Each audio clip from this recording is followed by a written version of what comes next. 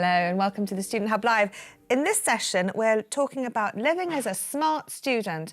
Now, even though most of us studying with the Open University may not be that young, we all like a bargain. And it's good to use our academic skills in everyday life to make sure that we're getting the best deal.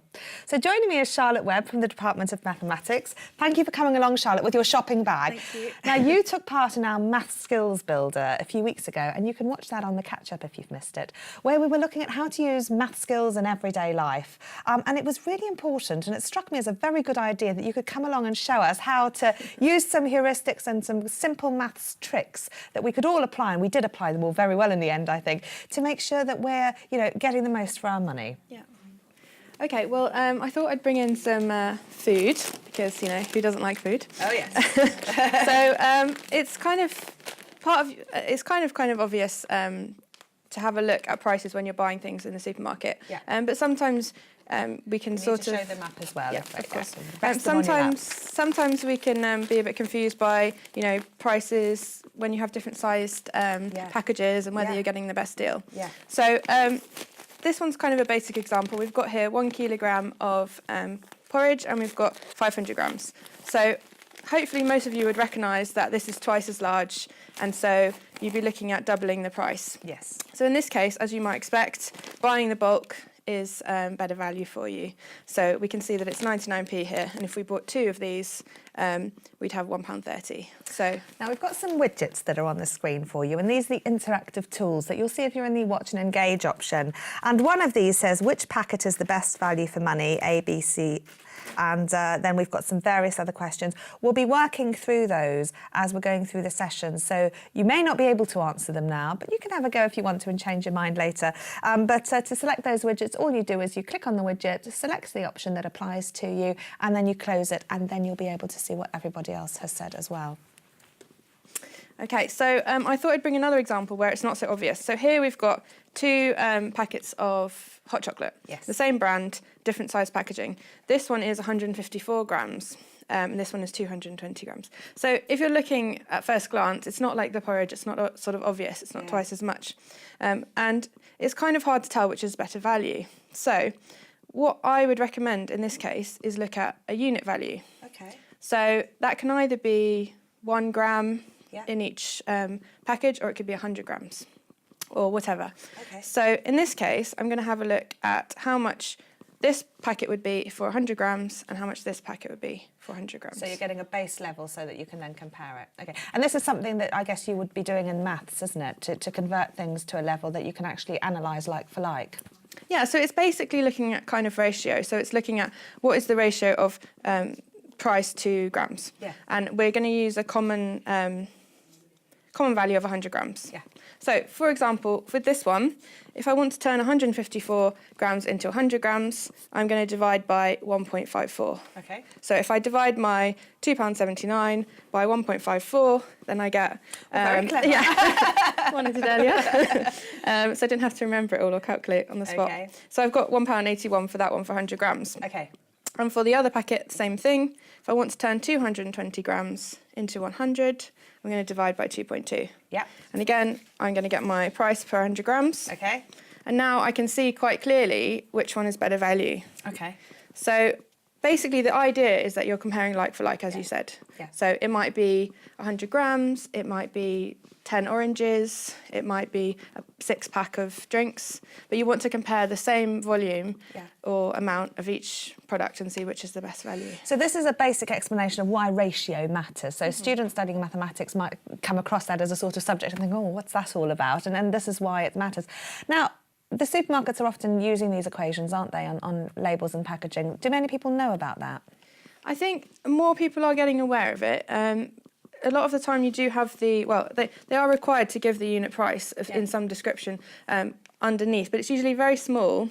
And sometimes tags get moved around and things in the supermarket, they're not always easy to find.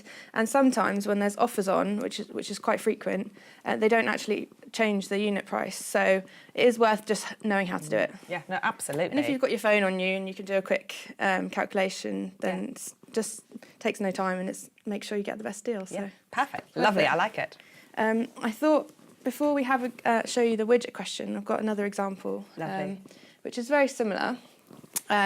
but this time looking at 3 different sizes. Okay. So this is going to be very similar to what the widget question is going to be about. Okay.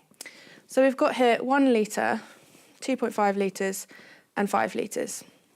So again, I'm going to use the same principle as with the hot chocolate, and I'm going to find out the price for 1 litre for each packet or tub of paint. So the first one is already in 1 litre, so great, don't have to do anything to that one. No. The second one, I'm going to divide £15.80 by 2.5, and the third one, I'm going to divide 26.5 by 5. Now, I've calculated these exactly, but one thing I would say is when you're out and about and you don't have your phone on you, you can use estimation and try and get a rough idea. So you can think about rounding this up to 16 or even 15 if it's easier to divide by the number that you've got. So estimation can be a really useful way to work things out quickly and get a rough idea. Yeah. But if we did have a calculator handy, then we could calculate the price per litre, and we can see that, as you might expect, the more you're buying, the cheaper it's going to be. Excellent. So with that in mind, I'm going to pop up the widget question, which is similar kind of idea, so hopefully students can use the same principle. Okay, so the question is, which packet is the best value for money? And your choices are A, which is this one, B and C. Yeah. Sophie and HJ, how are people enjoying this session? I know, Sophie, you're a maths student, so you're, needless to say, finding this very interesting, and also you're a keen shopper. Well, yes, so it works for me in every way, and I do actually do this when I food shop all the time, so any excuse to do a bit of number crunching and to make it worth my while is great. Stuart did ask if I use it to be a better bargain hunter. I think I use it to justify buying things. How many wears will I get out of this? How much is it per wear? Yeah. Should I buy more? It's much better value, yes. Yes, so I definitely do. We have actually had some selfies and things in as well, and some study brilliant. buddies, which we keep putting off. So please, if you've got any pictures, your study buddies, your study spaces, please send them in. So we've got Milau here from yesterday, who was from, I think it was Liselette. Yes. Who sent that through. So that's her little dog. But we were told to tell Dave that it is Milau, because we talked about Tintin, didn't we? And Snowy. And Snowy, and it's the original French translation. So if Stuart, I know you're watching, so if you can calculate those 2 points back for that one, just to give us a good final score. I won fair and square in that quiz, and I was very proud of my score. I'm not having Team Home take this from me. So we've also got Phil's study space here, which looks very professional. That's very nice. 3 screens. I'm quite jealous. I think I might have to up my game. And we've got Noelle here, who joined us yesterday. I haven't seen her on just yet, but hopefully we'll see her a bit later on. Just a couple more. We've got another study buddy, which is super cute. This is Melissa's study buddy called Amber, with little glasses on, which is just adorable. I love that. So please feel free to send us all of your selfies at studenthub@open.ac.uk. And what will you send back, Sophie? We've got loads of really cool things that we picked out. So if you remember to send your address as well, because of course it's only fair. But We do need your address though, so please do send that we've through. got really cool posters and cards and stuff from the BBC TV series that they do. So We might have some calendars left as well, which we haven't got to show you at the moment, I'm afraid. But we do have some study planners, which would be nice to send over to you as well. So send through to our email along with your address, and we'll try and get those through to you ASAP. And just as a final point, Stuart's been doing the math, and Team Home are 1542 points. So I refuse to believe that, I'm afraid. As a mathematician, I would say that is wrong. Right, in other words, they still won. Thank you for that, Stuart. You can be our official scorekeeper next time. OK, Charlotte. So we're going to then see what people have said in terms of best packet of value. Would you like to know what people have said? Yes, please. OK, let's see what the widget says. So I hope you've all voted on this. The answer that everyone is saying at home is 67%. Are they right? 67%, sorry, have given the answer of C. Of C. So, well, it might. Let's have a look at the answers, and we'll see. So we've got here 500 grams for £3.15. We've got 375 grams for £2.85 and 250 grams for £2.05. So if we have a look, I think maybe the A, B and C's might have been the wrong way around, perhaps for the students. But maybe, okay. But the large packet was £3.15. Stuart will probably contest this anyway. We're looking at in terms of 100 grams. So if we divide the £3.15 by 5, then we get 63p. If we've got the £2.85 divided by 3.75, we get 76p, and £2.05 divided by 2.5, we get 82p. Okay. So the large packet is the best value. Okay, as is often the case, buying in bulk sort of has some rewards in terms of the Yeah. packaging, I suppose you could say. Sophie, did people have those round the wrong way at home? Are they correct in all fairness? I don't know. You've been too busy talking about that quiz. Now Stuart's pay just- attention. Stuart's called me a maths geek and a sore loser, so I'm just trying to think of a really good response. I appreciate you've got Distracted. lots of things to do on the hot desk. That's fine. Right, let's do some more maths, Charlotte. Okay, well, before we move on, just to say that obviously it is better value generally to buy a bigger packet, although not always, you have to check. But it's not better value if you're going to let things go off in the cupboard. So obviously, you know, if you're only going to use a small packet, then it's better to buy the small packet because you don't want unwanted wasted food. Okay, so a very similar question here. We've got 8-pack of cola and we've got 12-pack of cola. So this is another widget question. For students to have a go at, thinking about the unit price. So you might like to look at one can, or you might want to look at 8 and 12 both have 4 in common. So you might like to look at a pack of 4 and how much that would cost and compare those two. Okay, now this widget is very clearly labelled, so no excuses this time. So we want to know whether you think the 8 or the 12 pack represents the best value for money. So you can vote on that by selecting the one that you think is correct, and then you can see where everyone else is voting too. Right, let's see if the results are in for that. Has everyone had a go to look at that? Okay, so we've got 67% saying that the 12 pack is the better value for money. They're listening to you, Charlotte, but are they right? Yes. Again, I mean, some people may be starting to get the trend of the larger packets generally are better offer. It's not very much difference, I have to say. So if you only wanted 8, I would go for the 8-pack because you're only getting 2p cheaper per can for the 12-pack. So if you're not going to get through it, then it's not so much of a big saving. So sometimes it's actually worth seeing, is it worth it? Is the saving actually something that's going to make a difference? Or is it so little that it's not worth my while? And common sense, isn't it? Combined together, yeah. Of course. So definitely, I mean, think about things like whether you're going to use it. Think about things like, you know, does it matter about the brand? If you're going to buy the cheaper brand, but actually you don't like it, then it's not really a bargain. Yeah. If you're buying things that are on offer but you don't ever use them, then it's not really a bargain. So sort of smart shopping as well as the maths there. Excellent, thank you.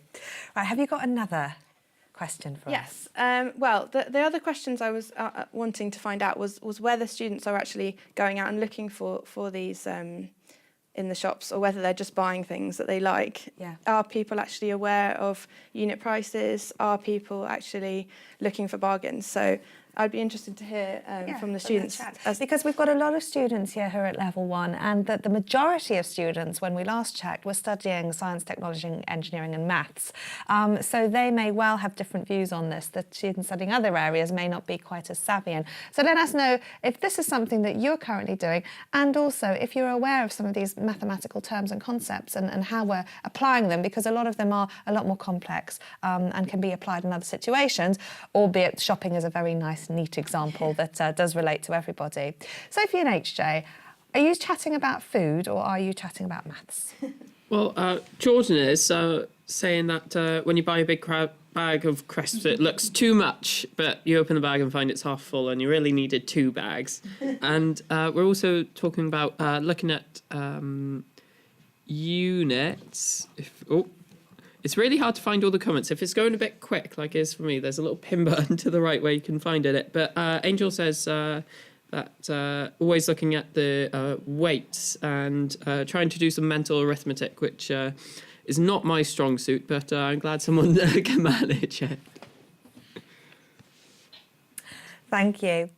Charlotte, these supermarkets are often finding very clever ways of encouraging us to shop. So buying in bulk with having larger prices, having, the end of aisles and things at eye level so that they appear more attractive. So there are lots of tricks that we know that supermarkets and marketeers are using to attract our attention.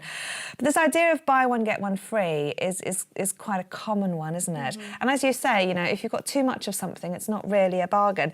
But we asked our audience whether they thought that a bog off, buy one, get one free, is always a good deal. Now, they have been voting on this. Would you like to know what they think now, or would you like to... OK, so 91% of them have said no. Okay, interesting. What are your thoughts on that? I would be inclined to agree with that. So obviously, if you're paying a standard price for something and you do buy lots of them, and the next week it's at the same price, buy one get one free, then great, that's a good deal. But what does happen in a lot of shops is that the prices fluctuate, and the price might go up a few days before the buy one get one free offer comes in, and that's perfectly legal, because as long as it's been on sale for that higher price for 24 hours, then that's fine. So you do have to be a little bit aware of that, just to make sure how much was it before the buy one get one free deal, and is it a good deal? And equally, is it something you actually want lots of, or are you just buying things? Do you end up with a basket full of things that you don't normally buy because they're on offer? Or even a brand that you think, oh, I'm swayed to buy that brand because I'll be getting 2 of those, but it may be more expensive than the one you would have normally purchased anyway. Yes, exactly. So there's lots of things like that to look out for when you're shopping. And outside of shopping, because we talked a lot about supermarket shopping, there's lots of other things that you should be looking for deals on. Things like loans, insurance, mobile phones, anything like that, where there's lots of competitors out there. You want to be looking for a good deal. So I thought we could have a look at some mobile phone tariffs. So these are just examples. So I haven't taken these from real companies, but they represent the sorts of deals you might get. So let's just assume that they're all the same price, £25. So you're paying the same monthly fees for your mobile phone. And the question is basically, which is the best deal? So you can see they've all got different incentives. The first one has got 300 free texts and 300 free minutes. The second one has got 500 free texts and 200 free minutes. And the third one has got 1,000 free texts and no free minutes. So this is a really important example to remember that it depends on what you actually are going to use. Yeah. So if you're going to use 300 free minutes and 300 free calls, then you're not going to pay anything extra. So that's going to be the best deal for you. And if you don't make any phone calls, then Company C is going to be the best deal for you. But I wanted to look at something where you'd have to do a little bit of calculating. So we've got here... Yeah, I would. We've got here, if you use 700 texts and 300 minutes, which would be the best deal? Now, for me, looking at it straight away, it's not obvious. I can't sort of go, OK, that one's the best deal. I think I need to start having a look at what it's going to cost me. Are you going to get us to do those unit comparisons again? This is not quite a unit comparison because, well, I suppose we are looking at how much it costs in this deal for 700 texts and 300 minutes. So it's kind of a unit deal, yeah. So if we have a look at the breakdown of what we need to calculate. With the first company, you need 700 texts and you get 300 free. So that means you actually have to pay for the other 400 texts. Right, yeah. And they've given a rate of 5p per text. So just some simple multiplication. Yeah. So 400 texts times 5p, and that gives you £20. And then the calls, well, you only need... I like the way you kept the units consistent throughout the calculation. Yeah. As P's. Yes. So, well, it is easy to get mixed up sometimes.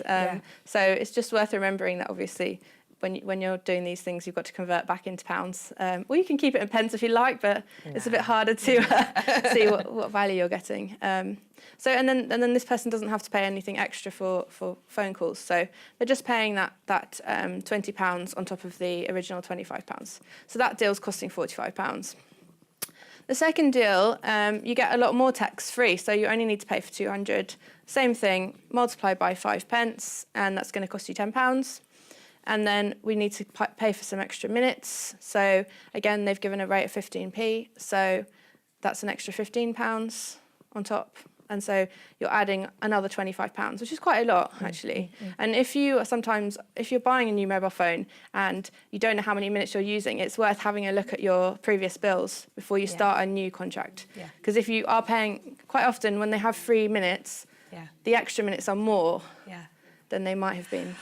When I do this, I actually have asked my mobile phone company and I'll say, how many do I normally use? And they often have a calculation there and they can tell you, well, it's averaged this and this was in your last bill. So they're able to supply that information for you if you ask for it a lot of the time. It's very important because I know that when I've gone into phone shops, you do get overwhelmed with all the different deals and what's going on. And you think that seems like a lot or not a lot. Yes. It's, difficult to quantify, isn't it? And often, as this is demonstrating, that the fee that you're paying per month isn't actually what you end up paying.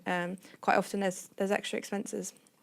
So in the final company, you don't have to pay for any text, but you've got 300 texts essentially that you're not using.